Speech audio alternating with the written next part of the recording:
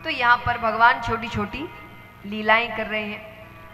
अब एक लीला आती है कि भगवान ने फिर से माखन चोरी की कोशिश करी। दोपहर का ही समय चुना, दोपहर में सब सोते थे, तो दोपहर का ही समय चुना, माखन के कमरे में गए, हांडी अपनी ओर खींचते हैं, नवनीत निकालते हैं, और आज तो भगवान ने भोग भी लगा लिया। एक बार से मन नहीं भर रहा उनका, फिर से खाने लगते हैं कि पीछे से आवाज आती है, कन्हैया। भगवान कहते दोपहर में सब सोते सिवाय माता के।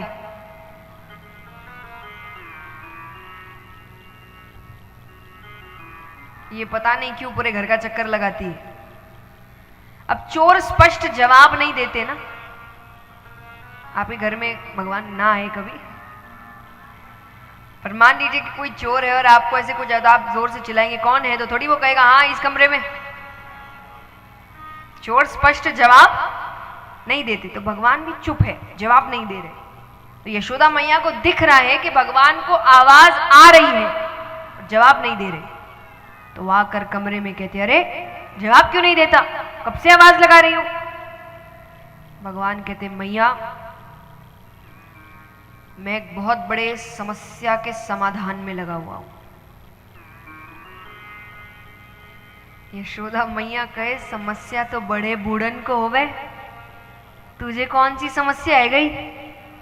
भगवान कहते, मैया तूने जो इस सोने का कड़ूला धारण कराया है ना, भगवान हाथ में एक सोने का कड़ूला पहनते थे, उस पर जब सूरज की किरण पड़ती है वो तपने लगता है, बहुत जलन होती है। तो एक अच्छे वैद्य ने बतायो कि माखन की तासीर ठंडी होवे।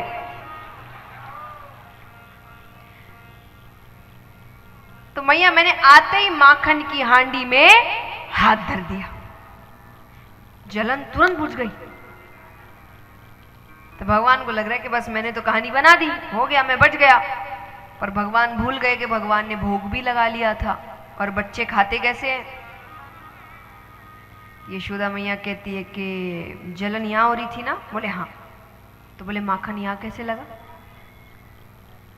पर भगवान हार मानने वालों में से, भगवान कहते, अरे मैया शरीर तो एक ही है, अरे यहां की जलन कहीं तो जाएगी, गायब थोड़ी होगी।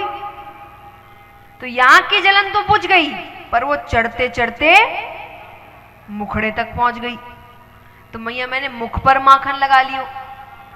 पर भगवान को लग रहा है क्या पता खाते में भी देख लिया हो। तो वो तीसरी बार पूछे इससे पहले, तो भगवान कहते, पर मैया मुख की जलन उधर तक चली गई। तो मैया मैंने एक बार माखन खा ही लियो। यशोदा मैया को सब पता है कहानी क्या है, पर उनको लग रहा है कितना दिमाग लगा रही है, कितनी कहानियां, और उनको वही इतना प्यारा लग रहा है। उन्होंने उठाया भगवान को गोद में, और हर घर, वो दिन भर यही करती थी क्योंकि भगवान की लीलाएं खत्म नहीं होती थी। और भगवान ने कुछ भी ऐसा अतरंगा किया, वो भगवान को गोद में उठाकर हर घर जाती थी और जाकर कहती, आज कन्हैया ने इतनी प्यारी हरकत करी है। तो उन्होंने उठाया भगवान को, चली सब घर में।